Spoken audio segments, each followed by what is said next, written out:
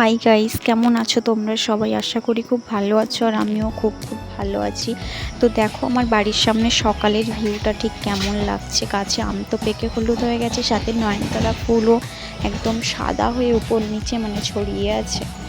দেখো ফ্রেশ হয়ে বসে পড়েছিলাম, সাথে মা দিয়েছিল চা খাচ্ছিলাম আর মায়ের সাথে গল্প করছিলাম বসে বসে।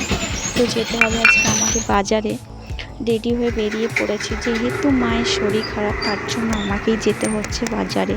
তো চলো তোমরা আমার সাথে থাকো, দেখতে থাকো, বাজারের লুকটাও দেখাবো।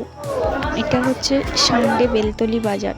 বাজার থেকে এই মজাদার জিনিসটা এনেছিলাম, তবে দুটো নয়, আরও মা বোন খেয়ে নিয়েছে। তারপরে আমার মনে পড়লো ভিডিও করার কথা।